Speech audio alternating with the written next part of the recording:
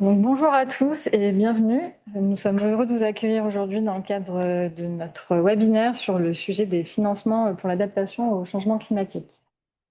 Donc, pour le bon fonctionnement de ce webinaire, comme on va être nombreux aujourd'hui, on vous invite à utiliser la fonctionnalité questions-réponses pour pouvoir poser vos questions. Et de toute façon, on prendra un temps après chaque présentation pour pouvoir y répondre et échanger. Et bien évidemment, on vous enverra le support de présentation et la vidéo du webinaire après cet événement. Donc aujourd'hui, ce webinaire est organisé par Aura2E et Atmo Auvergne-Rhône-Alpes et on va profiter d'un court instant pour faire un tour de table pour se présenter. Pour commencer, je m'appelle Vianney Chrétien, je suis chargé de projet au pôle territoire Auvergne-Rhône-Alpes Énergie Environnement et je suis sur le projet InFire avec Catherine Thomas qui se présentera un peu plus tard. Je suis Marlène Genène, je suis chargée de projet au pôle intelligence territoriale et observatoire et je travaille sur le projet NACAO. Bon, Catherine Pronat, bonjour à tous. Responsable commande publique durable au sein de l'agence Aura2E et en charge du projet européen InFire. Bonjour, je suis Magali Marquez et je suis chargée de communication pour Atmo Auvergne-Rhône-Alpes. Bonjour, Véronique Stark, je suis responsable de l'unité Plan Air Climat Énergie à Atmo Auvergne-Rhône-Alpes. Et donc bonjour, Léa Broski, je suis chef de projet pour Atmo Auvergne-Rhône-Alpes sur le projet InFire dont on vous parlera tout à l'heure. Et je fais partie de l'équipe de Véronique en tant que chef de projet Air et Territoire. Donc notre webinaire aujourd'hui va se découper en 5 parties. On va d'abord vous rappeler un petit peu le contexte de ce webinaire en vous présentant le projet InFire. Ensuite, I4CE interviendra pour présenter sa méthode PPI alignée climat pour le volet adaptation. Ensuite, on aura Belleville en Beaujolais et Algoé qui feront un retour d'expérience sur leur analyse coût-bénéfice de l'adaptation et leur programme d'investissement climat. Ensuite, Aura2E présentera le projet NACAO qui traite des politiques régionales en matière de contribution carbone par les solutions fondées sur la nature. Et enfin, on parlera de quelques exemples de projets d'adaptation financés par des aides européennes ou nationales. Donc, brièvement, le projet InFire est un projet qui appartient au programme Interreg Euromed. Et c'est dans le cadre de ce projet que s'inscrit ce webinaire. Donc, le programme Interreg Euromed se concentre sur les territoires du pourtour méditerranéen et sur les sujets d'adaptation au changement climatique pour ces pays-là, car c'est la zone méditerranéenne est une zone où le réchauffement climatique est marqué et les territoires ont donc besoin de pouvoir faire preuve de résilience et s'adapter à ces changements. Donc globalement, le projet, on est une dizaine de partenaires répartis dans les pays du pourtour méditerranéen. En France, donc, on est Aura2E et Atmo Auvergne-Rhône-Alpes. Principalement, il s'agit d'agences de l'énergie. On a également la région du Péloponnèse qui fait partie des partenaires. On a une ville en Croatie et aussi un consortium de scientifiques en Italie. Donc ce projet, il dure un peu plus de 3 ans. Il a débuté en janvier 2024 et il se terminera au premier trimestre 2027. En plus des partenaires projets, nous sommes accompagnés de nos territoires pilotes, donc les collectivités avec lesquelles on travaille sur ce projet, qui sont des territoires d'expérimentation. Donc l'objectif d'InFire, c'est de faciliter le développement de projets d'adaptation au changement climatique et de neutralité carbone. Il va se découper en 3 grands volets.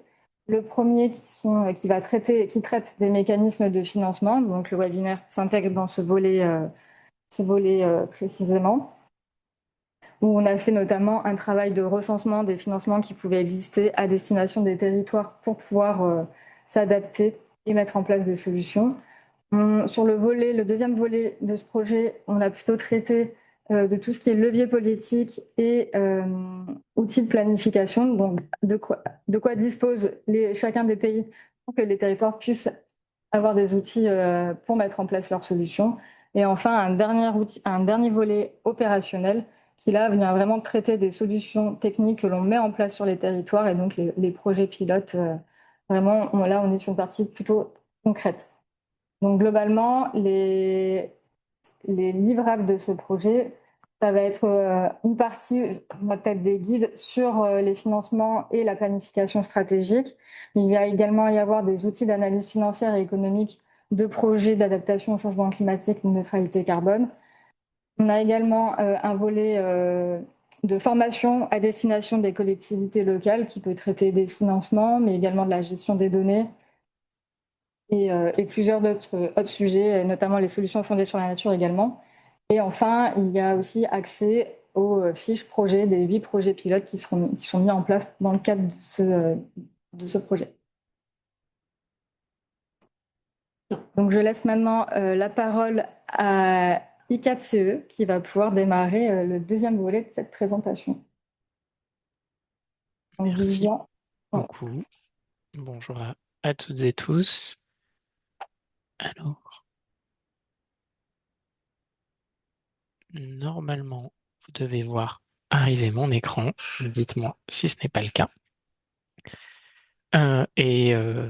Très content d'être avec vous en ce début d'après-midi. Donc, je suis Vivian Despoës, responsable de l'axe thématique sur l'adaptation au changement climatique au sein de l'Institut de l'économie pour le climat, que je ne vais pas représenter en détail, mais ce qu'on fait à l'Institut en tant que think tank, c'est d'une part produire de l'analyse, de l'expertise pour nourrir les débats publics sur les dimensions économiques et financières des politiques climatiques et de leur mise en œuvre à différentes échelles.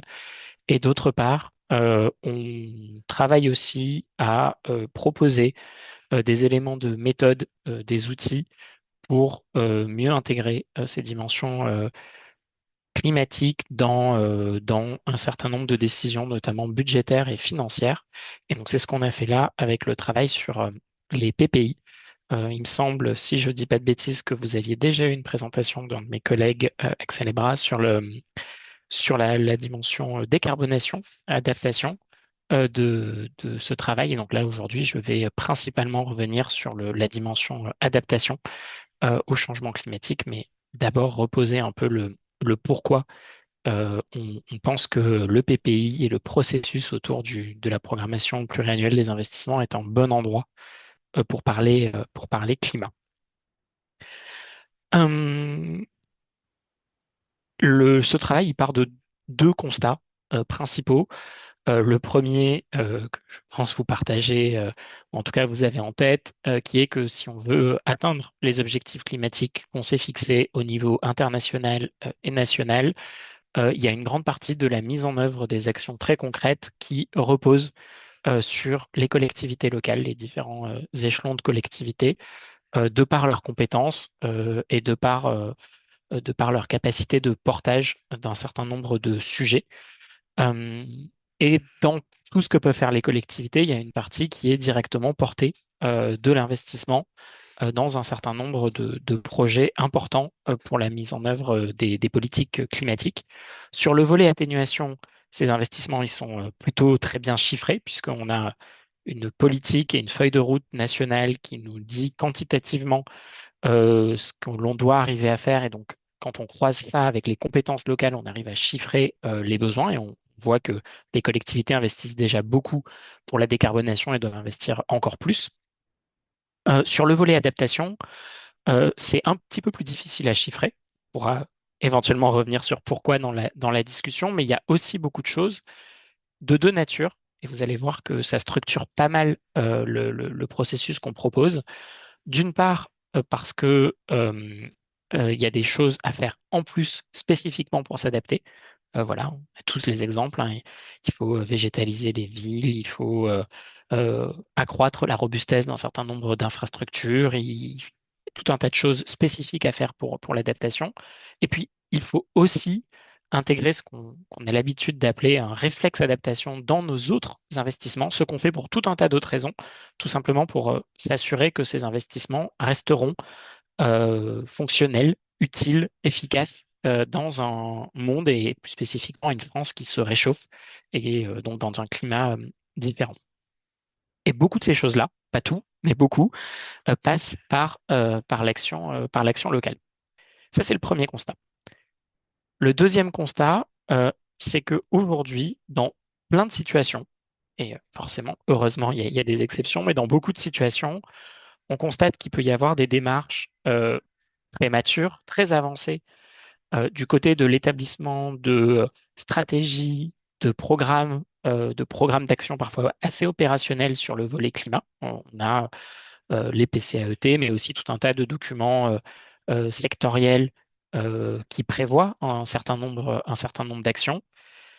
Mais ces processus-là, ils ont parfois lieu de manière euh, parallèle ou déconnectée ou connectée un peu trop tard au débat et au processus budgétaire et à la stratégie financière, ce qui mène à des situations dans lesquelles finalement on se retrouve à essayer de mettre en œuvre au mieux qu'on peut euh, les éléments de la stratégie climat en fonction des opportunités, parfois des opportunités de financement, des discussions et des négociations internes au moment de la discussion budgétaire, alors que si on se resitue dans la démarche qui est a priori la seule qui permet d'atteindre nos objectifs climat, c'est une démarche stratégique dans laquelle il ne faut pas juste faire quelques-uns des éléments au fur et à mesure des opportunités, mais il faut arriver à programmer la mise en œuvre de l'ensemble des actions à la hauteur de l'enjeu si on veut atteindre nos objectifs d'une part de neutralité carbone et d'autre part d'adaptation.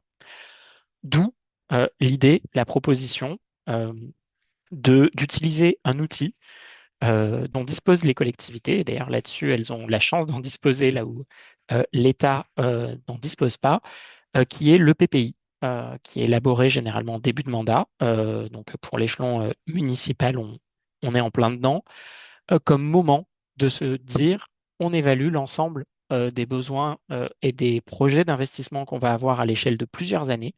On les séquence, on les phase, on les programme dans un document qui après peut être rediscuté en fonction de chaque exercice budgétaire, mais c'est un élément assez stratégique à la fois pour discuter, pour faire des choix et pour articuler ces choix thématiques avec les choix financiers et budgétaires. Donc ça peut être un très bon élément à la fois de pilotage, de gestion, mais aussi de discussion pour, euh, pour articuler mieux cette ambition climat avec la réalité financière et budgétaire. D'où l'idée de dire, bon, ben, voyons à quoi ça ressemble une programmation pluriannuelle des investissements qui soit réellement alignée avec nos objectifs climatiques. Et comment on la construit de manière extrêmement concrète. Et donc, c'est à ça qu'on a voulu répondre. On ne l'a pas fait tout seul. C'est un cadre qu'on propose et qui est d'ailleurs librement accessible, totalement gratuitement sur notre site web. On l'a co-construit avec un certain nombre de partenaires, avec des collectivités, notamment sur le volet atténuation, avec un groupe de travail initial d'une dizaine de collectivités de tailles différentes. Euh, on l'a d'ailleurs enrichi sur le volet atténuation par des compétences départementales et régionales. Sur le volet adaptation qui est venu dans un second temps, pour l'instant, on a uniquement les compétences du bloc communal, mais c'est aussi quelque chose qu'on a construit en se nourrissant énormément à la fois d'entretien avec des collectivités, de retours d'expérience et de discussions avec des experts par domaine. Donc voilà, c'est quelque chose dont on a pu beaucoup discuter avant de le proposer. La démarche globale, elle est extrêmement simple, hein. Elle est de dire, ça donne quoi un PPI si on commence par réfléchir à nos besoins et à nos objectifs et qu'après on décline ces besoins et ces objectifs en besoins d'investissement.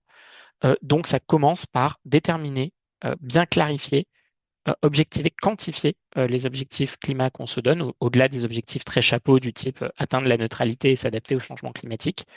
Comment on trouve les bonnes clés pour traduire ces objectifs climat en objectifs de projet, en choses physiques, des mètres carrés, des linéaires, donc qu'on peut chiffrer en termes de besoins d'investissement en euros. Euh, L'idée générale étant qu'une fois qu'on a chiffré, qu'on a un PPI, ben, on peut se demander comment on le finance et comment on regarde les différents leviers de financement de ce PPI. Vous le voyez sur le schéma, c'est une démarche qui est forcément qui a une dimension itérative parce qu'on part des objectifs, on détermine les besoins, on intègre ces besoins à la programmation des investissements, mais bien entendu, on peut se retrouver dans une situation où on se rend compte que on n'a pas les moyens de nos ambitions. Et donc là, dans ces cas-là, il faut s'interroger, est-ce que ça veut dire qu'il faut aller se donner les moyens, les trouver d'autres sources, et il y a peut-être des voies à explorer, ou est-ce qu'on ne peut pas, ou on ne veut pas, et auquel cas, bah, il faut peut-être réinterroger les objectifs. L'idée derrière ce processus, c'est de dire qu'à un moment, il faut qu'il y ait une forme de processus de vérité, c'est-à-dire qu'on poursuit et on se donne les moyens de poursuivre les objectifs qu'on affiche. Et si on se rend compte qu'on n'en a pas les moyens ou qu'on ne peut pas s'en donner les moyens, alors on accepte de revoir les objectifs. On n'essaie pas de faire cohabiter des objectifs avec des capacités de mise en œuvre qui ne sont pas à la hauteur. C'est un peu le sous-jacent. En tout cas, c'est pour équiper ce type de raisonnement-là que on a développé cette approche. Le cahier adaptation, spécifiquement, je vais vous le présenter. Il part de ce qu'est le cadre national de la politique d'adaptation, donc le troisième plan national, la trajectoire de réchauffement de référence, la fameuse TRAC, et donc comme objectif chapeau de s'adapter à une France à plus 4 degrés à l'horizon 2100. C'est un objectif qui concerne énormément de domaines d'action, à peu près tous les secteurs, clairement tous les territoires.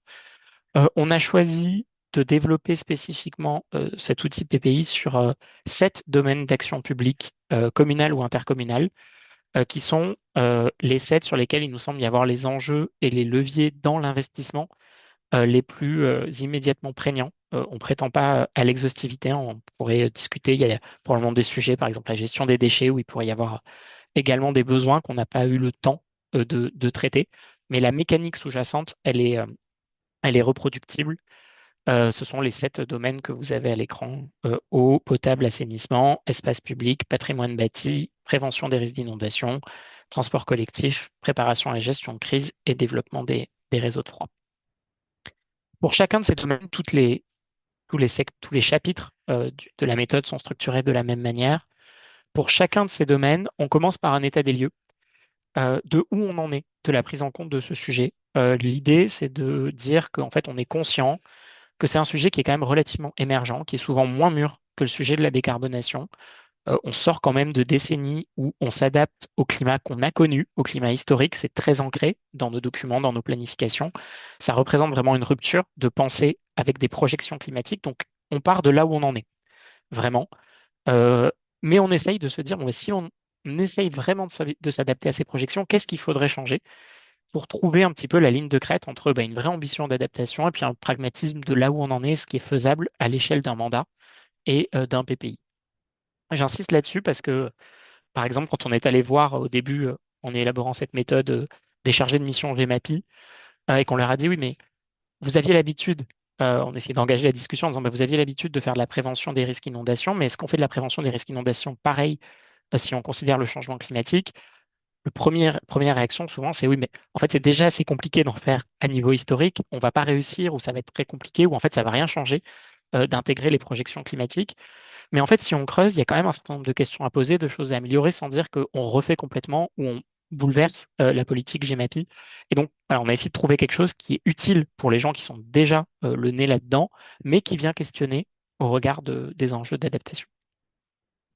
Et le gros sujet pour ça, et c'est vraiment central dans la démarche, c'est de partir de la définition du niveau d'ambition pour l'adaptation. Parce que le PNAC nous dit il faut se préparer à plus 4 degrés, ce qui de manière très concrète veut dire il faut considérer l'éventualité d'un réchauffement de plus 4 degrés. Ça ne nous dit pas du tout comment on s'y prépare, ni même ben, en fait, est-ce qu'on change quelque chose ou est-ce qu'on accepte ce niveau de risque une fois qu'on l'a regardé. Et très souvent, ces choix-là, c'est des choix qui doivent être des choix locaux, qui appartiennent à la collectivité. En fait, qu'est-ce qu'on veut? Quel est le niveau de risque résiduel qu'on accepte? Quel est le niveau de service qu'on veut maintenir par plus 4 degrés? Quelles sont les populations qu'on veut à tout prix protéger? Et toutes ces questions-là, c'est des questions qui sont assez politiques, pour lesquelles, dans la plupart des cas, il y a relativement peu de normes, même s'il y a un certain domaine où ça évolue. Et donc, on a voulu déjà amener des éléments de comment on définit très concrètement un niveau d'adaptation par secteur, par quels indicateurs, par quelles formulations ça passe. On a fait ça à partir de revues des actions les plus fréquemment mises en avant dans un certain nombre de guides techniques, de standards quand il en existe, de points de repère sur ce que nous donnent la littérature et un certain nombre d'exemples qui sont considérés par des bonnes pratiques, notamment par les experts. Et dans les cas où il y a peu de choses dans la littérature, où il y a peu de méthodes sur comment on définit ces niveaux-là, on propose des zooms méthodos avec une approche possible. Le fait de beaucoup insister là-dessus, ça veut dire qu'en fait, avant même de parler d'investissement, il y a une étape qui doit être prévue et budgétée, si elle n'a pas déjà été faite, parce qu'il y a plein d'endroits où c'est déjà fait, heureusement, qui est l'étape dans laquelle on amorce la démarche, on conduit les études de vulnérabilité qui nous donnent le T0 et on définit ces objectifs-là. Donc, c'est des étapes qui sont plutôt des étapes de planification d'études, de démarches, qui ne sont pas encore de l'investissement au sens formation de capital brut, mais qui sont absolument essentielles. Et donc, on a pris le parti de dire, bah, si elles ne sont pas faites, il faut vraiment mettre l'accent là-dessus. Et on a essayé de montrer à quoi ça ressemblait, secteur par secteur, domaine par domaine. Et par exemple, c'est ce que vous avez sur la petite illustration. Je ne vais pas détailler tous les domaines, mais dans les transports publics, un objectif d'adaptation, ça peut être un objectif de euh, continuité et de niveau de service qui peut se décliner selon tous les indicateurs classiques de comment on définit la continuité de service en termes de nombre de dessertes, de fiabilité des dessertes, de régularité, pour différentes situations climatiques. De dire, bah, en fait, on maintient tel niveau d'exigence en climat dit normal. Quand on est à tel niveau d'alerte météo, on accepte de rabaisser un peu l'exigence, mais on veut maintenir tel niveau de service minimum. En, en climat encore plus dégradé, peut-être qu'on peut exiger autre chose. Et c'est la base pour dire bah, en fait, comment on dimensionne notre besoin d'adaptation. Donc, on essaye vraiment de documenter cette partie-là de la méthode qui est assez centrale. Et c'est seulement à partir de là, quand ça s'est fait, qu'on peut poser les questions d'investissement. Et donc, les implications sur l'investissement de la mise en œuvre de l'adaptation, comme je le disais tout à l'heure, elles sont de deux ordres. Il y a un côté réflexe adaptation. Comment, dans des investissements déjà prévus pour d'autres raisons, dans la rénovation thermique des bâtiments, dans le développement d'une nouvelle infrastructure de transport, dans un projet d'aménagement ou de réaménagement d'un espace public, dans l'entretien de son réseau d'eau, etc., comment on tient compte de ces nouveaux objectifs, quelque part, de niveau de service, de niveau de risque à maintenir malgré l'évolution du climat et comment ça vient demander des modifications de projets, de protocoles, euh, voire de techniques dans certains cas. Et ça doit atterrir quelque part après dans un cahier des charges, par exemple. Et donc, on détaille un petit peu où est-ce que ça atterrit et sous quelle forme ça atterrit. La deuxième type d'implication sur l'investissement, c'est vraiment des investissements additionnels dédiés aux actions d'adaptation pour mettre en place un certain nombre de choses. Vous avez quelques exemples à l'écran, protection solaire dans les écoles en attendant une rénovation plus globale, un projet de désimperméabilisation de l'espace public, une interconnexion de réseau là où c'est nécessaire. Donc, par domaine, on essaie d'identifier toutes ces implications possibles, tous les endroits, tous les types de projets dans lesquels il faut poser cette question du réflexe adaptation et par où ça passe. Des fois, c'est très en amont dans des documents cadres, des documents de planification. Parfois, c'est très en aval dans les CCTP de projet. Via quels critères ça passe, comment on dimensionne ce critère. Et puis là où il faut faire des choses en plus, c'est jamais des choses qu'il faut faire systématiquement. Ça dépend des choix locaux d'adaptation, ça dépend des préférences de la collectivité, mais c'est un petit peu toutes les briques qui peuvent composer un plan d'adaptation donnant lieu à investissement. Donc, je ne vais pas détailler, là, vous avez les tableaux de synthèse, c'est peut-être écrit un peu petit, mais c'est vraiment la version synthétique de ce qui est complètement détaillé dans le guide sur chacun des sept domaines d'intervention. On est dans un exercice de planification de l'investissement, donc il y a un moment, un enjeu de dimensionnement de l'investissement et donc de chiffrage. À l'étape du PPI, il ne s'agit pas d'être à l'étape de chiffrage projet où on chiffre à l'euro près sur la base de devis ce qu'il faut faire. Il s'agit d'être plutôt à l'étape de dimensionnement de l'enveloppe globale pour se donner une idée et se dégager les marges budgétaires. Donc, on a essayé de donner le maximum d'ordre de grandeur de coût. C'est assez difficile sur l'adaptation parce qu'on a peu de retours d'expérience et parce que c'est extrêmement contextuel. Donc, on a fait le maximum pour réunir les éléments dont on dispose dans la littérature, dans des retours d'expérience sur la base d'exemples. Il n'y en a pas toujours de très précis, mais il y en a quand même pas mal dans le guide. Des coûts bruts, quelque part, d'adaptation pour les actions dédiées, ce qui est à droite de la slide, et puis une logique de surcoût. Quand intégrer le réflexe adaptation dans l'investissement, faire adapter, ça génère un surcoût qui peut être très modéré ou plus significatif selon les cas.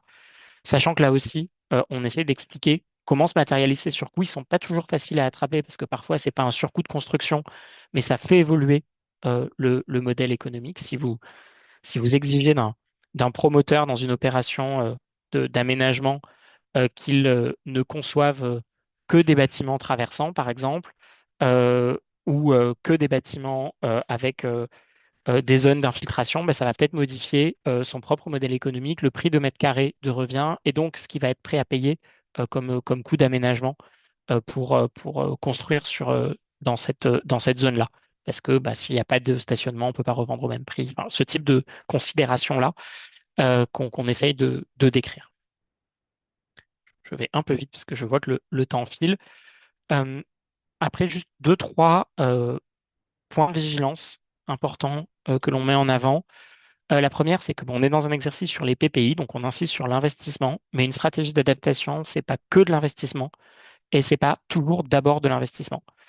Il y a d'une part d'autres coûts, d'autres dépenses qui peuvent être induites par les investissements. Si vous végétalisez plus, vous avez des coûts d'entretien de la végétalisation.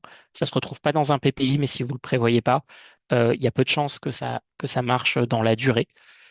Et puis des fois, il y a des alternatives à l'investissement. On peut privilégier de ne pas modifier structurellement une infrastructure de transport ou un bâtiment, mais de faire évoluer la manière dont on opère le service, dont on fait la maintenance, les horaires d'utilisation. Et là, on est dans d'autres logiques qui vont avoir aussi des conséquences économiques, par exemple sur les RH, mais d'une nature un peu différente et qu'on ne retrouve pas. Donc il faut faire attention à ne pas avoir ce biais de ne penser que investissement parce qu'on rentre par le PPI. Et donc là aussi, ces autres coûts on essaie de décrire les principaux qui nous ont été remontés pour chacun des domaines d'action. Et très rapidement, on ne rentre pas dans le détail de quels sont les bénéfices de chacune de ces actions. C'est une question qui nous est souvent posée. Est-ce qu'on arrive à chiffrer aussi les coûts évités par ces actions-là? C'est une autre démarche, un autre exercice qu'on n'a pas pu mener complètement dans ce cas-là. Par contre, on donne un certain nombre d'éléments qualitatifs pour essayer de renforcer les argumentaires en faveur de ces actions-là. Tout ça ayant comme intention de mener vers une réflexion sur, bah, une fois qu'on a un PPI, une fois qu'on a estimé les besoins, on peut se poser les questions de quel levier de financement on mobilise dans les grands leviers classiques de financement d'une collectivité, hein, les transferts auxquels elle a accès, les leviers d'autofinancement dont elle dispose par la fiscalité locale, qui reste de la fiscalité locale, les tarifs, les redevances par l'emprunt aussi, pour un certain nombre d'investissements, ou tout simplement par des choix, des arbitrages, moins financer certaines choses pour plus en financer d'autres. Tout ça, c'est ce qui est décrit dans le cahier adaptation. Si vous voulez aussi, ou plutôt en amont, s'il y a un enjeu pour vous de convaincre des élus, des collègues, de se lancer dans cette démarche. On a aussi des publications complémentaires et notamment un résumé pour décideurs qui donne un petit peu les grands arguments de l'intérêt de l'exercice. Donc, j'en ai déjà résumé quelques-uns. Ce qu'on met en avant là, c'est que c'est un exercice stratégique, c'est un exercice de programmation, c'est un exercice qui peut donner lieu à des réflexions de nature vraiment de pilotage financier.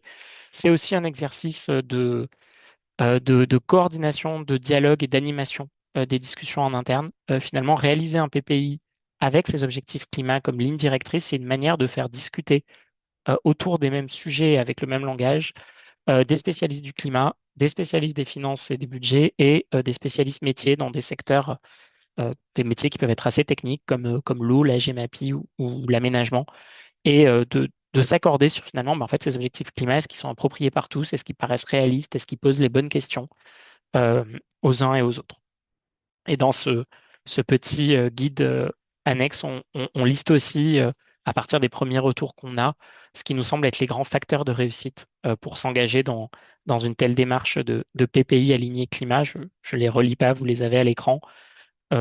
Sachant on continue ces travaux et notamment des collègues actuellement sont en train de monter un projet pour accompagner et discuter avec des premières collectivités qui se lanceront dans la démarche de construction d'un PPI aligné climat pour comprendre finalement ce que ça produit, ce dont elles ont besoin et comment ça fonctionne de manière très pratico-pratique. Parce que vous l'aurez compris, c'est un outil qui mise sur un processus un peu idéal dans lequel on discute de tout rationnellement. On sait que les choses se passent aussi différemment, qu'il y a d'autres composantes, qu'il n'y a pas que le climat dans la vie. Et donc, voilà, pour un peu mettre tout ça dans le vrai bain de la décision locale qu'on vise à documenter ou à outiller pour tout le monde. Voilà, je m'arrête là. Toutes les ressources sont en ligne et vous avez là le petit guide pour savoir quelles ressources lire en premier en fonction de qui vous êtes et de ce que vous cherchez. Merci D'ailleurs, Lilian. je ne vois pas s'il y a des Euh, questions. Oui, alors pour le moment, on n'a pas dans le chat. Si les personnes veulent prendre la parole, venez directement, c'est possible. Il y a juste, j'ai mis un lien vers votre site, mais n'hésitez pas à mettre le lien aussi directement dans le chat. Oui, tout à fait. Et si j'imagine que la présentation sera diffusée, l'image que j'ai à l'écran là, tous les liens sont cliquables si vous voulez aller directement sur Ok. le bon document. Et je n'ai pas mentionné, il y a aussi un jeu sérieux qui a été mis à disposition pour lancer les réflexions sur ces sujets qui est appropriable par les élus, les équipes qu'on a co-développé avec la Banque Postale et qui est donc aussi accessible. Il y a toutes les infos sur notre site. Et une des questions qui est justement posée, c'est que vous pourriez peut-être en dire un peu plus sur ce jeu sérieux.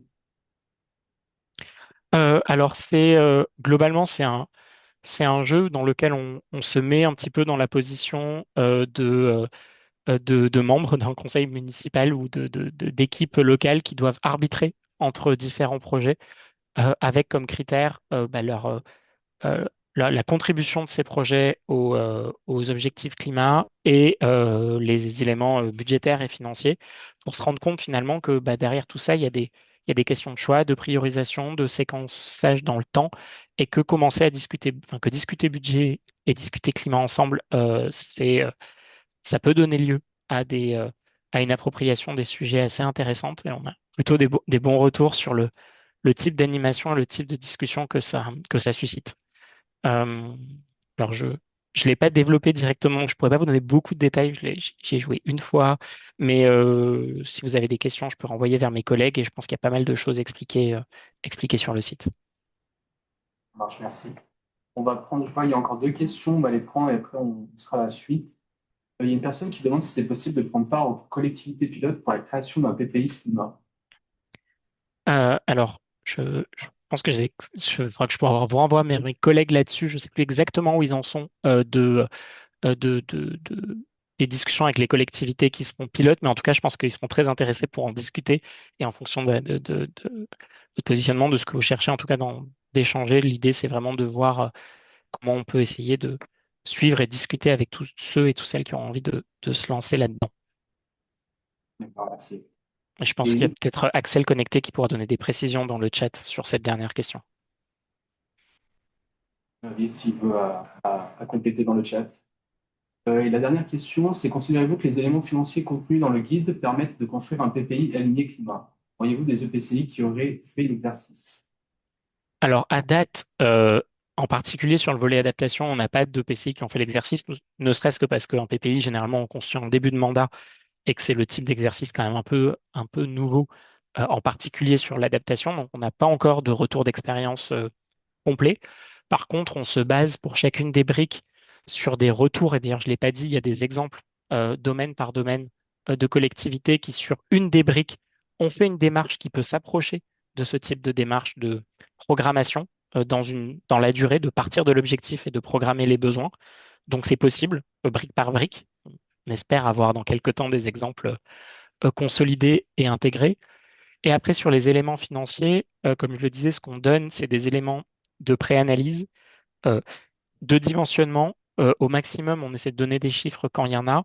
Sur le volet adaptation, c'est extrêmement contextuel et c'est vraiment ce qui nous est beaucoup remonté des collectivités. On a des coûts qui peuvent énormément varier d'un contexte à l'autre, donc c'est très compliqué de donner des éléments types.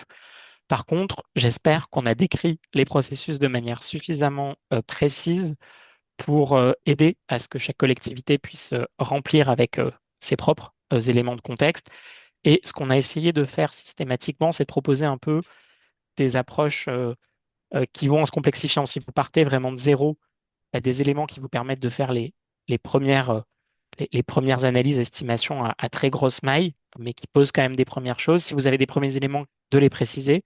Et puis si vraiment vous êtes déjà engagé dans des phases, vous avez des retours d'expérience, des études, de pouvoir les mobiliser pour affiner un PPI. Mais voilà, ce qu'on veut partager, c'est vraiment cette logique qui part de l'objectif, qui arrive à le décliner en choses très quantifiables et qui arrive à le chiffrer en euros pour après se poser la question du financement avec la vue d'ensemble en tête. Merci beaucoup. Merci à vous. Ouais, il y avait peut-être une remarque aussi sur, vous nous confirmez que ça ne s'adresse pas qu'au territoire urbain, Alors, tout à fait. on s'adresse aussi aux territoires ruraux. Alors, c'est une excellente question. On a essayé vraiment de prendre les domaines d'action qui concernent le plus tous les territoires. Alors après, forcément, il y en a certains qui sont plus concernés par certains enjeux que d'autres. Les questions d'îlots de chaleur urbain, ils ne concernent pas que la ville, mais ils concernent très particulièrement la ville, par exemple. Donc, on a quand même essayé de prendre les plus transverses. Ce qu'il n'y a pas dans le guide, c'est certains enjeux qui peuvent être vraiment spécifiques à certains territoires. Par exemple, on n'a pas traité les besoins d'investissement spécifiques aux territoires de montagne ou aux territoires littoraux. Voilà. Mais la mécanique, elle est partageable. Et dans l'élaboration, on a essayé de discuter au maximum avec différents types de collectivités, y compris des plus petites, qui n'ont pas forcément la même ingénierie, le même équipement. Après, on se nourrit d'exemples qui sont souvent par les plus avancés et donc les plus équipés. Donc, on a essayé de trouver ce sujet-là. On espère que c'est appropriable. C'est probablement perfectible. Je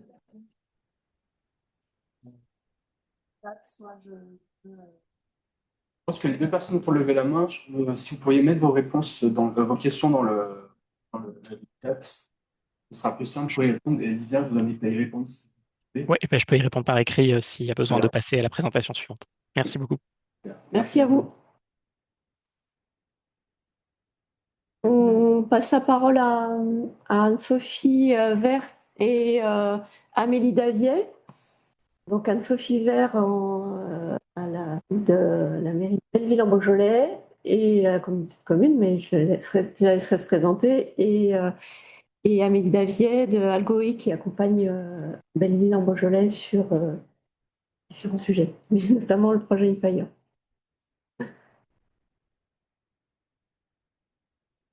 Bonjour, effectivement. Donc, Anne-Sophie Vert, je suis désolée, il y a l'orage qui arrive, il y a des petits problèmes de réseau. Donc, on verra si j'arrive, si vous m'entendez bien et si on arrive à aller jusqu'au bout. Parce que moi, j'étais un peu coupée parfois lors de la précédente présentation.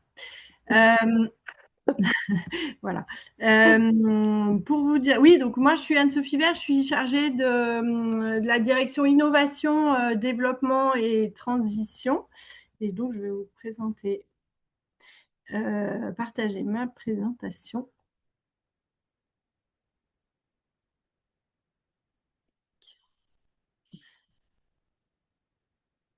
C'est tout bon? Vous voyez ma présentation? Ça arrive. Non, alors pour l'instant, on ne voit pas. Ça a l'air d'être en pause, c'est marqué, vous partagez. En fait, transmission de nous. On nous voit, nous.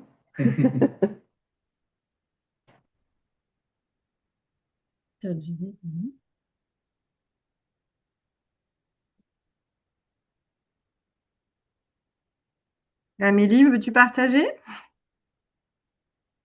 Ah, ça y est, ça arrive. Désolée de ce petit contretemps. Donc, tout doit bien se passer. Donc, Belleville-en-Beaujolais est une commune de 15 000 habitants dans le Beaujolais, dans le Rhône. Et donc, le sujet, quel financement, quelle évaluation? Donc, ça fait beaucoup de lien avec la présentation d'avant. Effectivement, Belleville-en-Beaujolais, on a un projet urbain qui a été défini dans le cadre de Petites Villes de demain pour devenir ville bioclimatique et positive 2035. Rapidement, je ne vais pas vous représenter tout le projet urbain, mais c'est trois grandes ambitions qui sont alignées avec l'adaptation. donc d'être une ville terreau et positive. Donc terreau et positive, c'est abondante en végétation, mailler la ville par la nature, gérer les eaux pluviales, prendre en compte la biodiversité, produire de l'énergie, etc. C'est en ce sens-là qu'elle est positive. Mobile et apaisé, c'est apaiser, embellir, accélérer le développement des mobilités actives, les transports en commun et bien vivre ensemble. Accueillante et foisonnante, c'est une offre d'équipement, des parcours d'équipement et de parcs, un accès à l'emploi, à la formation, l'alimentation. Au final, c'est un peu tous ces sujets en lien avec la transition écologique et l'adaptation au changement climatique. Donc ça, c'est les ambitions qu'on s'est fixées. C'est un projet urbain qui est sorti en 2022 en lien avec le précédent mandat 2020-2026 avec une équipe municipale qui a été renouvelée mais dont le maire est toujours bien présent. Et donc l'idée, c'était de voir en quoi ce projet urbain est aligné au climat et comment on finance nos actions et puis quelle évaluation on a pu en retenir jusque-là. Donc, on a eu le temps de mettre en place les projets. Tous les projets ne sont pas finis, livrés, mais en tout cas, ça nous donne déjà un peu de recul par rapport à ces ambitions. C'est un bioclimatique positif 2035, on l'a inventé, hein, donc on se fixe nos propres objectifs. Et voilà, l'idée, c'est aussi de venir évaluer. Concernant les financements, il y a eu un précédent webinaire l'année dernière présenté par notre DGS Philippe Serre. Donc, je ne vais pas revenir précisément sur les partenariats publics-privés, mais je tenais quand même à mettre ça en avant parce que c'est quelque chose dans de nombreux projets auxquels on fait appel, les financements, ils se trouvent là aussi dans le privé. Mais nous, on ne veut pas perdre les bénéfices pour notre territoire et donc on souhaite vraiment développer ces partenariats. Pour autant, ces partenariats, ils nécessitent des compétences juridiques et financières, des montages un peu complexes. Donc, ce n'est pas toujours évident après, derrière, pour les services de venir s'approprier les choses. Donc, c'est aller chercher les acteurs économiques pour qu'ils investissent à nos côtés et pour qu'on soit partie prenante pour avoir, in fine, des bénéfices pour la collectivité, des retours de biens, etc. Et donc, pour illustrer un peu ce partenariat public-privé, même si le webinaire de l'année dernière, donc du 12 juin 2025, est disponible en replay, ainsi que les conclusions de cette présentation. Des exemples concrets de mise en œuvre, il y a un fonds de dotation, donc d'entreprises prêtes à s'engager et à lever des fonds pour accompagner les projets de la collectivité. On a créé une CEMOP pour développer une unité de méthanisation territoriale. Voilà, on a une SEM patrimoniale pour zéro vente de foncier. Donc, quand on souhaite s'installer sur notre territoire, l'objectif.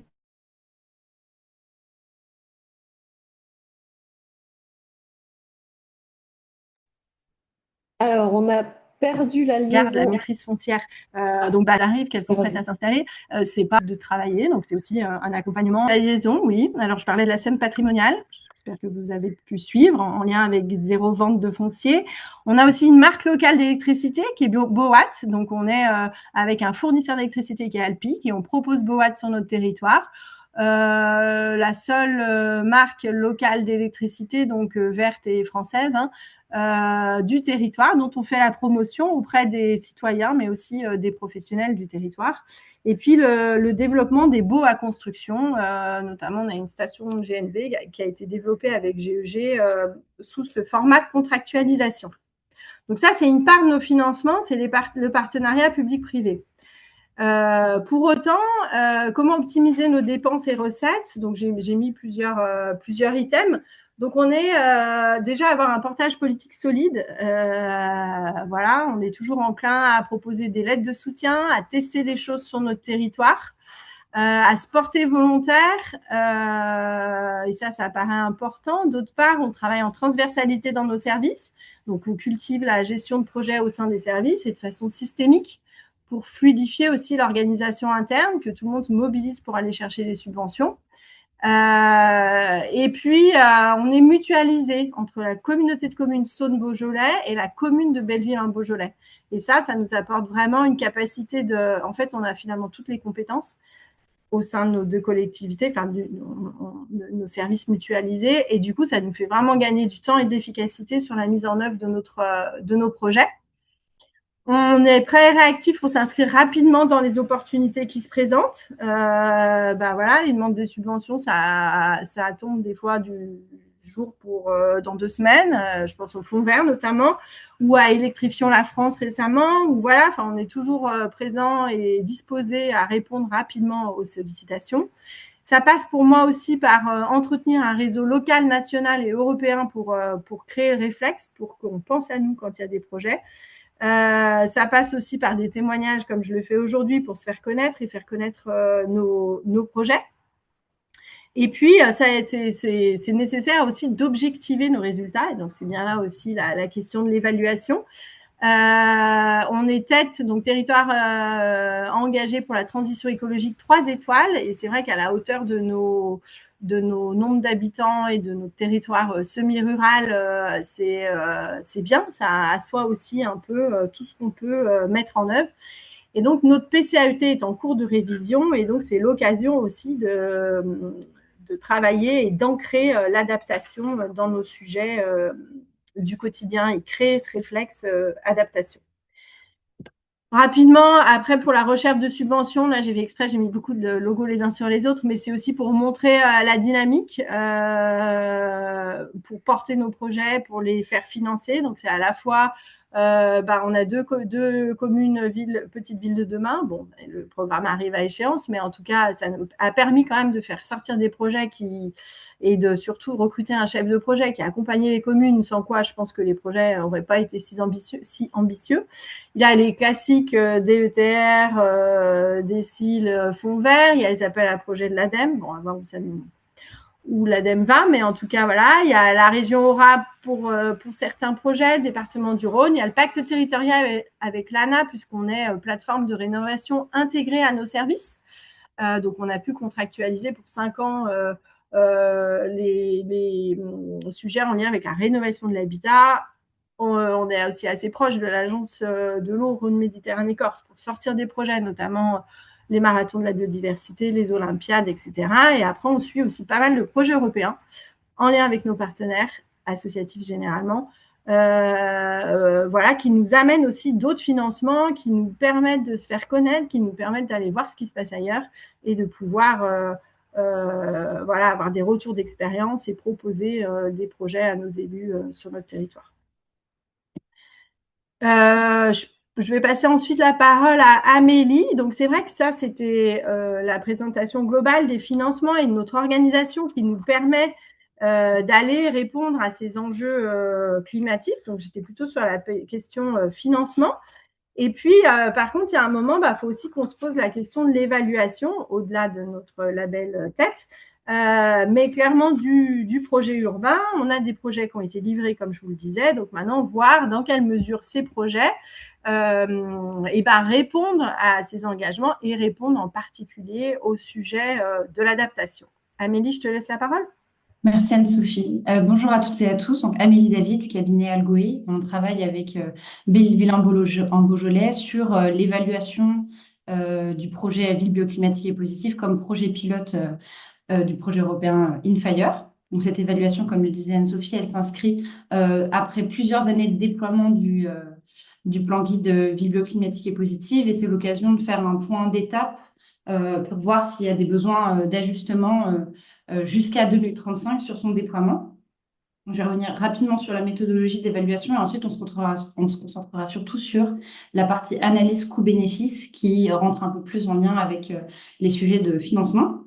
Cette évaluation, elle a commencé en juillet 2025 et elle est mise en place autour d'un comité scientifique d'acteurs du territoire et notamment autour de 3 projets pilotes qui ont été sélectionnés pour permettre une évaluation un peu plus concrète et opérationnelle de la mise en œuvre du projet urbain Ville bioclimatique et positive. Il y a 3 questions évaluatives qui guident notre travail. La première, c'est comment le plan guide contribue à l'émergence d'une stratégie d'adaptation à l'échelle de la ville Belleville en Beaujolais. Donc, voilà, le projet urbain, c'est bien à l'échelle de la ville et pas de la CCSB.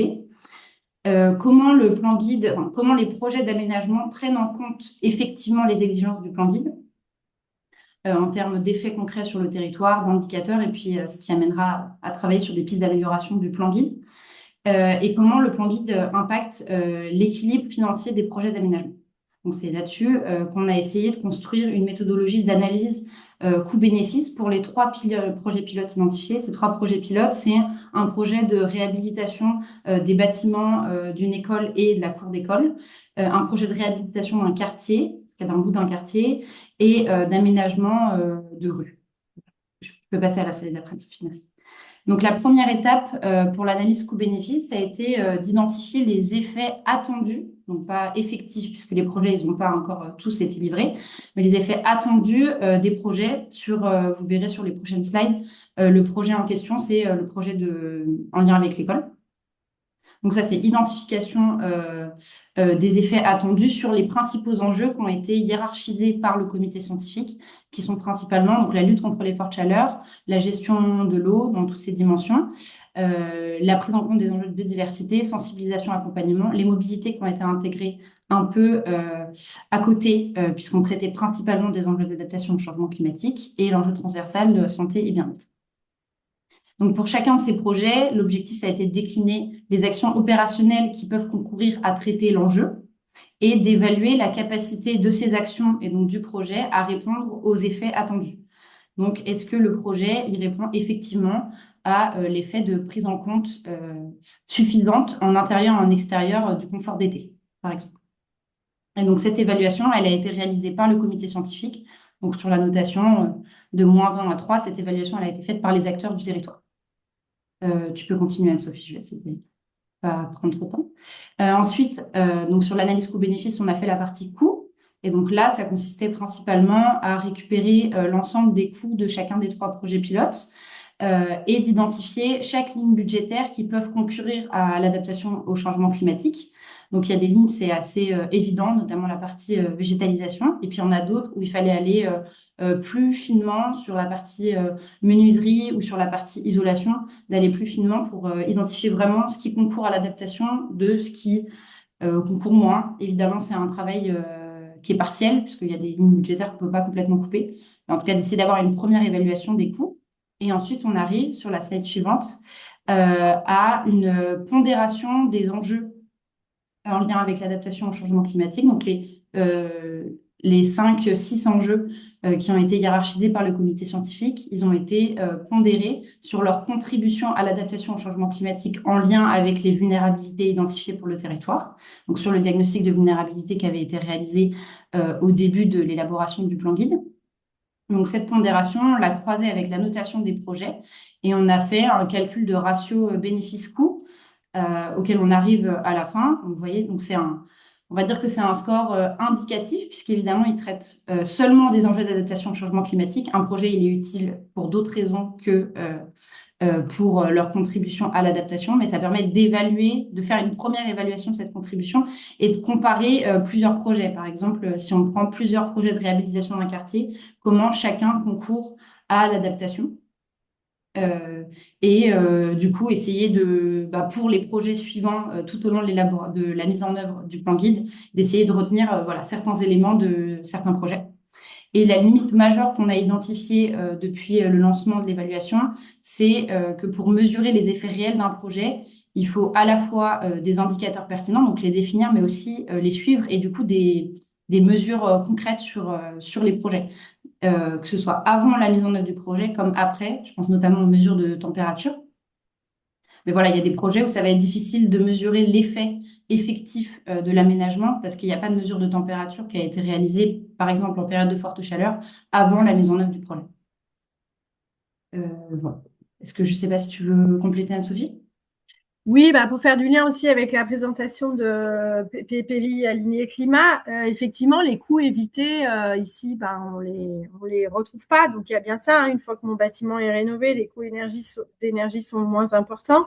Quand je déconnecte les réseaux d'assainissement, j'aurai des coûts d'entretien et de maintenance de mes réseaux d'assainissement qui sont moins importants puisque j'ai infiltré l'eau à la parcelle.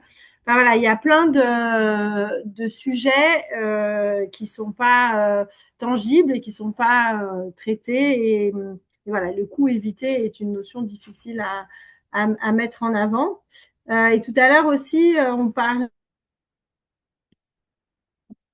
de PPI aligné climat, nous on n'en a pas. Pour autant, le fait d'avoir été forcé, contraint, encouragé à travailler sur le budget vert, ça nous a permis déjà de former nos agents au sujet. Alors aujourd'hui, les axes obligatoires, hein, c'est biodiversité, atténuation, mais pour autant, ça a donné à voir tous les sujets qui devaient être pris en compte dans nos budgets. Et pour les prochains budgets prévisionnels 2027, on pense élaborer directement le budget vert à partir des projets et peut-être que ça fera partie, je l'espère, effectivement des critères à prendre en compte pour savoir quel type de projet on mène et voilà dans quelle mesure il contribue à l'adaptation. Ça, et un autre truc qui me faisait écho aussi, c'était le niveau de risque. Effectivement, quand on mène des projets, le niveau de risque, c'est aussi les risques que veulent bien prendre les élus. Je pense notamment aux cours d'école, quand on a des pluies diluviennes, qu'il y a beaucoup d'eau.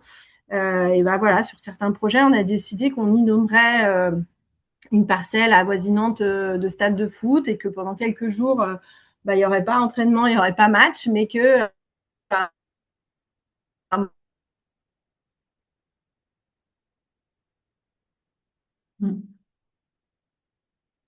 tant pis, nous, on prend le risque.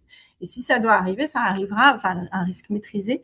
Voilà, donc ça me faisait aussi écho à la présentation précédente. Merci à toutes les deux. On a eu juste une toute petite coupure, Anne-Sophie, à la fin de ta présentation, mais est-ce qu'on prend la question dans le chat? Oui. Donc, comment a été composé le comité scientifique? Est-ce que vous pouvez nous en dire plus, notamment Anne-Sophie, peut-être? Oui, le comité scientifique, ça a été, on n'avait pas de financement pour faire participer nos partenaires, donc ça c'est un élément quand même à prendre en compte. Et d'ailleurs, on les remercie beaucoup parce qu'on s'est réunis 4 fois 3 heures pour définir cette méthodologie, travailler ensemble, etc. Le dernier arrive là fin juin.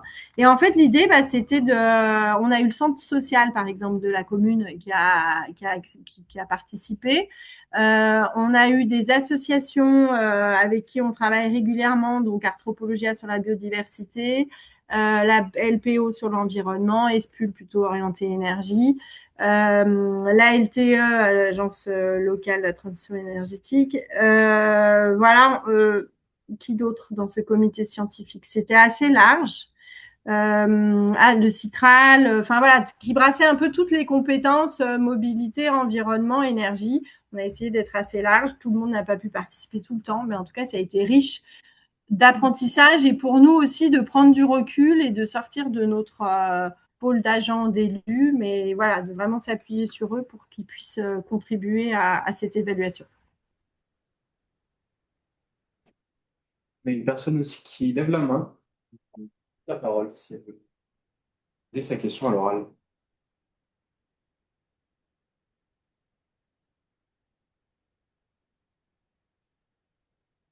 Je vais parler normalement. Votre micro est coupé, je vais l'activer.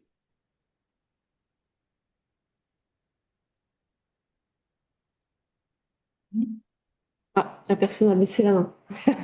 C'est peut-être une erreur, effectivement. Bon, en tout cas, n'hésitez pas à poser la question directement par écrit dans le chat et on vous répondra.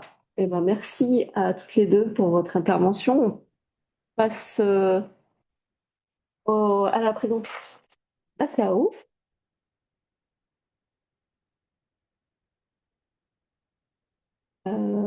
Et donc, je laisse la parole à Marlène Jeunesse, notre collègue, l'a dit un peu d'avant, sur le projet Macao, qui va nous en dire un peu plus aussi. Merci. Bonjour, donc je m'appelle Marlène Jeunesse, je suis chargée de projet chez Auvergne-Rhône-Alpes Énergie Environnement. Je me suis déjà présentée tout à l'heure. Je travaille sur le projet Nakao avec Anaïs Pasteur qui n'a pas pu se libérer, qui est plutôt expert technique. Donc le projet Nakao a commencé en mars 2023 et se terminera en février 2027, pardon. L'objectif du projet, c'est de faire évoluer les politiques régionales en matière de compensation carbone par des solutions fondées sur la nature. Donc, on a 6 partenaires, donc c'est un projet Interreg Europe. On a 6 partenaires européens donc, qui sont identifiés sur la carte, qui sont principalement des régions européennes. On a, excepté nous qui ne sommes pas une. Et on a la ville de Brême, etc. On a des partenaires locaux en Auvergne-Rhône-Alpes qui sont des collectivités, mais aussi des experts techniques qui ont pu donc apporter leur expertise sur les sujets liés au projet. Et donc, ce projet était axé essentiellement sur 2 sujets. Les solutions fondées par la nature, dont je vous ai mis une définition exacte ici, et également sur la compensation carbone volontaire. Donc, dans le cadre de ce projet, plusieurs livrables étaient et sont encore demandés. Donc, comme je l'ai dit en introduction, l'échange de bonnes pratiques entre partenaires. Donc là, on vous a mis le lien sur le site Interreg qui recense l'ensemble des bonnes pratiques du projet au niveau de l'ensemble des pays partenaires, régions partenaires européennes. À ce jour, il y a près de 30 bonnes pratiques qui ont été échangées depuis mars 2023. Donc nous, par exemple, au niveau Auvergne-Rhône-Alpes, les bonnes pratiques qui ont été validées par l'Europe, ça peut être le marathon de la biodiversité, on en a déjà parlé. Ça peut être aussi, donc on en parlera plus tard, les mesures agro-environnementales. On a aussi Pogéis qui est aussi ici en capture d'écran, qui est une plateforme collaborative créée par l'Office national de la biodiversité. Donc, plus de 30 bonnes pratiques échangées par l'ensemble des partenaires depuis le début du projet. On a mis en place aussi donc ça c'est en Auvergne-Rhône-Alpes, une exposition itinérante qui est à disposition, hein, si ça vous intéresse. On a mis je pense que Vianney va vous envoyer le lien sur le site du centre de ressources d'Ora2E. On a une page Nakao avec le contenu de cette exposition itinérante. L'objectif, c'était de sensibiliser le public au sujet de Nakao, donc séquestration carbone, financement innovant. Donc cette exposition est disponible à la fois en format papier grand format A0, A1 et aussi en format numérique. N'hésitez pas à faire la demande si le contenu vous intéresse. Donc sur le site de l'agence, vous avez le détail de ce contenu. Pour finir, enfin ça c'est des exemples de livrables. Hein. Pour finir, on a réalisé une étude dont l'objectif était de sensibiliser les élus à tenter de donner une valeur économique de services écosystémiques, et on s'est axé sur les chutes de services écosystémiques dans une forêt, en zone de montagne. Sur le territoire, l'étude s'est portée sur le territoire de Arles-Isère et à côté d'Albertville. Et les services écosystémiques qui ont été étudiés, c'est les chutes de blocs et la ressource en eau. Donc, cette étude est disponible sur demande.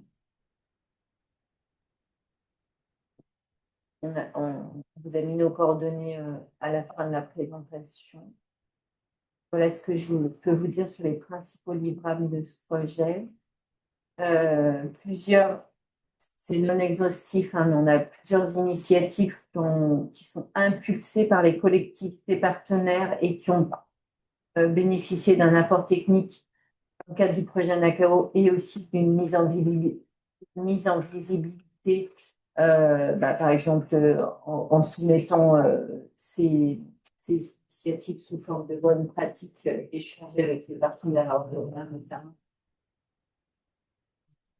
On a par exemple la ville d'Albertville qui a mis en place un fonds de forêt pour libérer du financement pour la forêt et investir dans sa préservation. Je ne sais pas si c'est des choses qui vous parlent, mais ça s'apparente, enfin, c'est un nous, on appelle ça interacting carbone, donc c'est un peu sur le même principe que l'interacting énergétique, c'est-à-dire que les économies qui sont faites, donc là pour le fonds forêt c'est un petit peu différent, mais en tout cas l'interacting énergétique, c'est les économies qui sont faites dans le cadre d'économies énergétiques qui sont réinvesties dans des actions de même ordre. Donc là, pour ce qui est du fonds forêt, c'est les recettes engendrées par la forêt sont réinvesties pour sa préservation. Un autre exemple sur des initiatives, on a trois communautés de communes, Savoie, Haute-Savoie, qui expérimentent actuellement un financement de projets locaux de séquestration carbone par des entreprises du territoire. Donc, c'est ce qu'ils appellent aussi mécénat environnemental local. Il y a il y a notamment un événement qui a lieu la semaine prochaine à ce sujet. Et pour finir, en termes d'initiative, on a la région Auvergne-Rhône-Alpes qui est partenaire de ce projet, qui travaille sur des mesures agro-environnementales et climatiques, donc ce qu'on appelle MAEC forfaitaire, pour évaluer l'impact sur le stockage de carbone dans les sols agricoles. Sur les présentations, et donc on vous a mis en contact. Donc moi je suis Marlène Jeunel et il y a également, pour les questions techniques, en contact Anaïs Pastor qui est absente pour le moment et qui sera de retour début juillet.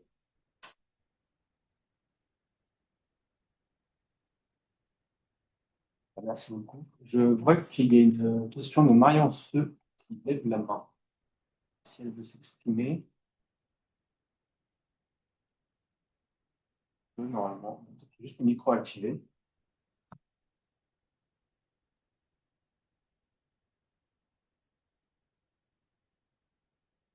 Alors, on a eu quelques réponses aussi dans le chat pour les présentations, enfin des intervenants précédents. Donc, on va vous les remettre parce qu'il y a eu un petit bug sur les destinataires, mais on vous remettra ça. Donc, je ne vois pas de questions sur le projet Nakao. En tout cas, n'hésitez pas. Oui, c'est ça. Je voulais juste préciser si vous avez besoin, alors soit des questions par rapport à cette présentation, soit des contacts qu'on pourrait vous transmettre concernant les initiatives des trois collectivités EPCI qui ont, voilà, dont j'ai parlé précédemment. Enfin, n'hésitez pas à nous envoyer un message à Anaïs et moi concernant ce projet et tout. Je ne sais pas si Yann a mis les liens, mais en tout cas, voilà. Vous pouvez trouver un certain nombre d'éléments sur le site à la fois de Interreg Europe et à la fois de l'agence.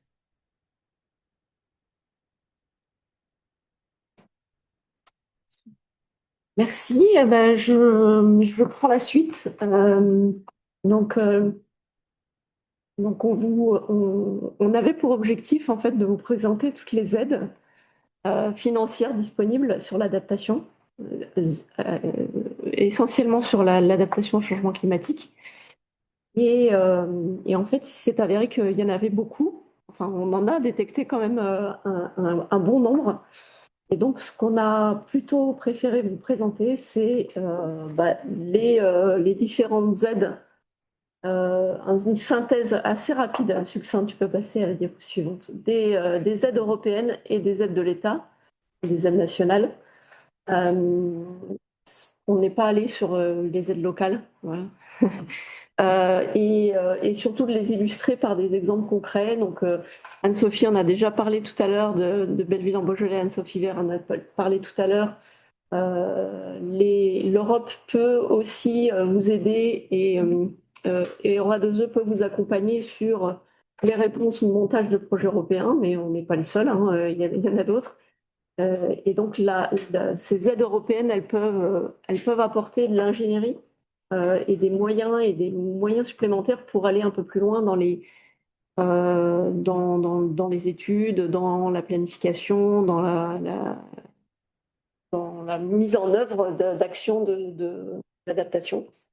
Et donc, on vous en a cité quelques-uns, programme européen, donc Horizon Europe qui a, là on en a mis quatre particulièrement, mais il y en a, de mémoire, il y en a 7, je crois, programmes en cours qui concernent l'adaptation au changement climatique, que ça soit sur la planification, les stratégies d'adaptation ou sur des actions un petit peu plus précises. Vous avez aussi l'Interreg Europe, Interreg sur les différents espaces ou l'espace alpin qui concerne l'adaptation au changement climatique. Donc, on vous en a cité 3 ici. Un qui est P2R sur des mesures d'adaptation qui finance des activités, des actions d'adaptation. Un autre qui s'appelle Climax et l'Interreg Espace Alpin qui a des appels à projets en cours jusqu'en 2027. Et puis un Alcotra, donc là on parle plutôt aux destinataires de la région Auvergne-Rhône-Alpes et une partie de la région, sur la prévention des risques notamment et le lien avec l'adaptation au changement climatique. Pour illustrer, donc on a développé, alors nous on a 2 projets de Interreg Espace Alpin qu'on a développés qui se sont terminés là récemment. Un qui s'appelle Adapt Now et un autre qui s'appelle X-Risk. Et l'objectif, donc l'un sur la vulnérabilité climatique et l'autre sur la résilience face aux phénomènes météo extrêmes. Et à chaque projet européen, l'objectif c'est de s'associer à des partenaires en région et d'avoir des territoires pilotes un peu comme on l'a sur InFire, donc d'avoir des territoires d'expérimentation sur lesquels on peut tester et développer des outils. Donc dans le cas de Adapt Now, on a développé des outils de vulgarisation, de solutions fondées sur la nature, développé un module de l'outil Climastory qu'on a développé au sein de l'agence sur la mise en place de cartes. Donc on vous a mis le lien sur Climastory, je vous en dis pas plus, mais en tout cas les acteurs régionaux, je pense que le connaissent bien sur la question de l'adaptation. On a développé aussi une approche participative sur l'évaluation des risques, sur un scénario d'anticipation à 2040, etc. Voilà, ce genre de travail qui peut être mené dans le cadre de projets européens. Donc, n'hésitez pas à nous contacter, à revenir vers nous pour mobiliser ces fonds européens qui sont quelquefois enfin, ça dépend des projets, mais qui sont parfois sous-utilisés, en tout cas par nos collectivités en région, en France, même globalement, on peut dire. Sur les aides nationales, donc on en a cité, là c'est pareil, hein, on les a pas, ils sont pas tous présents. Il y a effectivement France Nation Verte avec le Fonds Vert, des aides de l'ADEME, il y en a une en cours sur la santé des sols forestiers, des agences de l'eau, plusieurs appels à projets, appels à manifestation d'intérêt de l'agence de l'eau, le fonds Barnier qui est plus sur les risques naturels majeurs. Et puis, on a en illustration, peut-être, si tu peux passer à la slide suivante, des prêts et des aides et des appels à manifestation d'intérêt de la Banque des territoires, et notamment l'AMI Campus et du Rénov'. Donc, on sort un petit peu des actions qu'on a citées et qu'on a vues précédemment par les autres intervenants. Là, on est plus sur on va dire, l'accompagnement sur des projets de rénovation, donc en lien avec le bâtiment, et comment on adapte le bâtiment au changement climatique. Et là, ça s'adresse aux bâtiments scolaires, éducatifs et sportifs. On a été lauréat, on a été lauréat de cet AMI Campus et du Rénov' avec le département de la Drôme. C'est tout récent, hein, ça vient de tomber. Où là, ça nous permet d'organiser un événement sur le confort d'été. Donc, avec le département, on va organiser des ateliers techniques pour accompagner les agents des collectivités et les structures d'accompagnement, donc toute structure d'accompagnement, un partenaire des collectivités sur la Drôme. On organisera une visite de site et on organisera aussi une conférence à destination plutôt là des élus pour leur faire connaître les services, les structures d'accompagnement qui peuvent être utiles sur leur territoire et les solutions de financement aussi pour leur permettre d'adapter leur bâtiment. Un autre exemple de projet, c'est sur les aides certificats d'économie d'énergie. Donc pour rappel, alors là on vous a listé, pour rappel, hein, les certificats d'économie d'énergie, c'est une source qui peut être intéressante à actionner sur l'aspect financier, notamment bâtiment. Il y a 200 actions qui peuvent générer des certificats d'économie d'énergie. 56 sur le secteur résidentiel, 53 secteur tertiaire. On vous a mis quelques fiches C2E en lien avec l'adaptation, rafraîchissement des écoles et cours d'école qui peuvent être activées. Pour information, on a là aussi également on a des aides C2E qui sont sous-utilisées. Donc encore une fois, n'hésitez pas à bien en amont en fait d'un projet ou en lien avec votre accompagnateur, un AMO ou maîtrise d'œuvre, de bien mentionner ces certificats d'économie d'énergie pour pouvoir les valoriser ensuite derrière et activer l'aide financière. Et donc, par exemple, il y a une fiche plus particulièrement sur la rénovation bâtiment et le confort d'été, qui s'appelle Adapt Bâti Confort, qui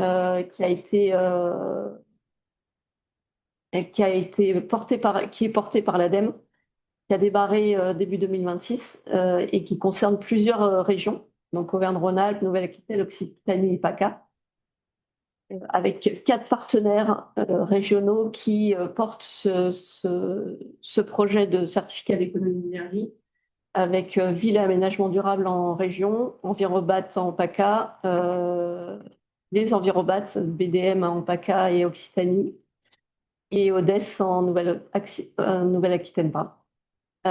Donc ce programme C2E, il a pour objectif vraiment de travailler sur l'adaptation des bâtiments avec un objectif d'avoir plus de 500 bâtiments concernés par ces certificats d'économie d'énergie et de générer des aides financières pour adapter les bâtiments.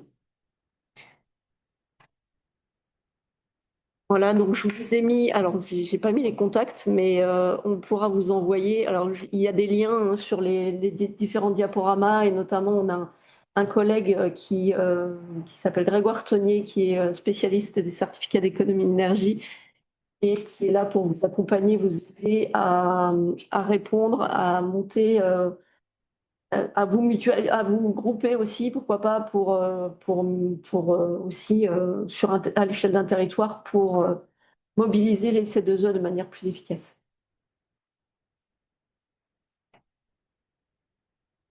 Est-ce que il y a des questions? Une question qui est spécifique au C2E. Oui. Il y a une personne qui demande s'il est possible d'aller sur le C2E pour une restructuration et une rénovation de piscine. Il y a une étude énergétique réglementaire prévoyant le gain de CEF de 51% vers 69%.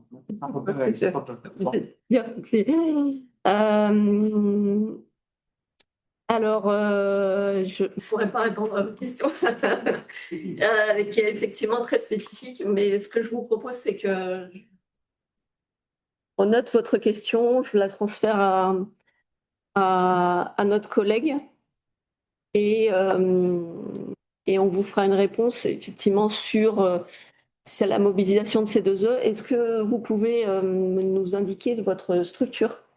De quelle structure vous faites partie? Le mérite de Valsinis. Mais Valsinis. D'accord, très bien. Et ben on note tout ça et voilà, je suis pas spécialiste C2E, donc je vous dirai des bêtises. Mais voilà, on vous apportera une réponse. posé sur l'appel à projet de l'ADEME et tu as répondu normalement. Marion ceux qui a Il y en a un, levé la main et normalement peut activer son micro de son côté. Ah non, c'est Il a baissé le- bon. Pas d'autres questions.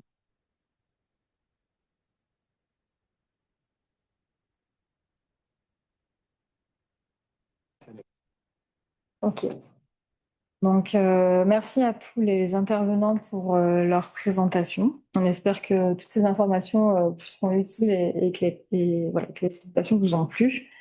Pour conclure ce webinaire, pardon, on souhaitait vous partager quelques ressources que vous pouvez avoir à disposition et qui peuvent vous aider dans cette démarche. On voulait vous parler de la plateforme Aide Territoire, donc il y a un service public numérique qui souligne et qui prend conscience que la recherche de financement est une activité très chronophage pour les territoires. Et donc, l'idée de cette plateforme, ça a été de rassembler toutes les aides, ou du moins un certain nombre d'aides et de programmes.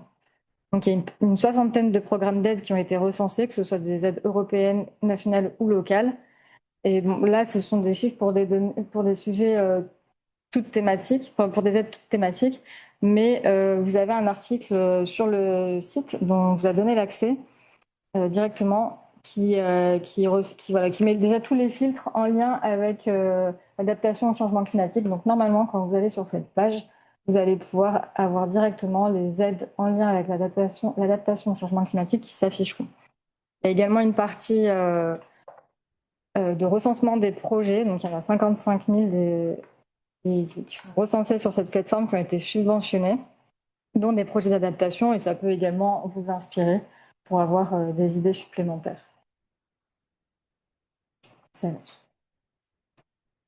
Ensuite, dans le cadre du projet InFire, il y a plusieurs ressources qui sont disponibles sur la thématique du financement, notamment un des guides qui a été établi l'année dernière, qui va venir recenser, donc là c'est la version française, parce qu'on a fait ce travail pour tous les pays, mais donc là on vous met le lien vers le guide qui recense les outils de financement qui ont été recensés en France et qui sont disponibles en tout cas à partir de notre pays.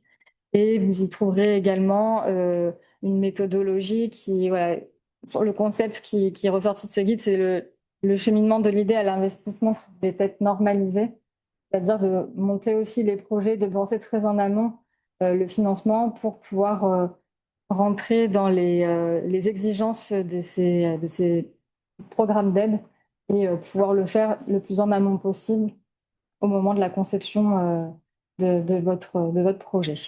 Donc, vous avez accès à ce livrable-là sur le site de Aura 2E et vous aurez également, je peux passer là-dessus, accès quand le projet sera terminé. Donc là, c'est pas encore terminé, mais vous aurez donc accès aux différents projets qui sont mis en place dans les territoires de chaque pays. Et donc, il y en a notamment deux. Alors, ils rassemblent tout sujet, c'est-à-dire adaptation au changement climatique et neutralité carbone. Mais en tout cas, vous en avez deux spécifiquement qui sont surlignés, qui traitent des solutions fondées sur la nature pour les zones urbaines. Mais vous pouvez également vous inspirer des autres solutions pilotes voilà, pour d'autres sujets. Donc, merci pour votre attention.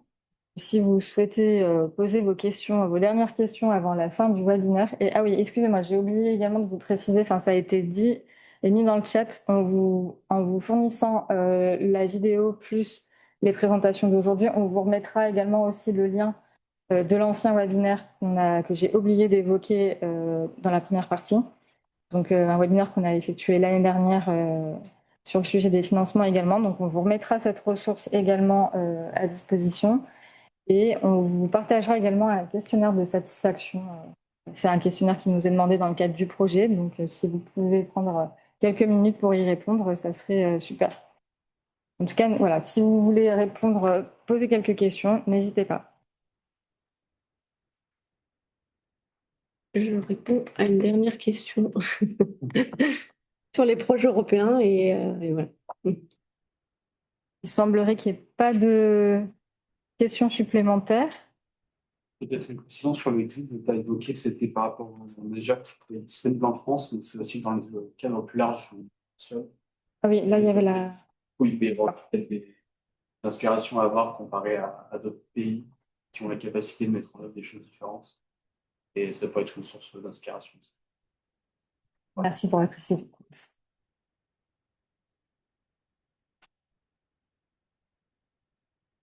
Il ne semble pas qu'il y ait de nouvelles questions. Donc, on vous remercie pour votre attention et votre participation. Et merci, à bientôt. Merci. Au revoir. Bonne journée à vous. Merci. Au revoir, merci.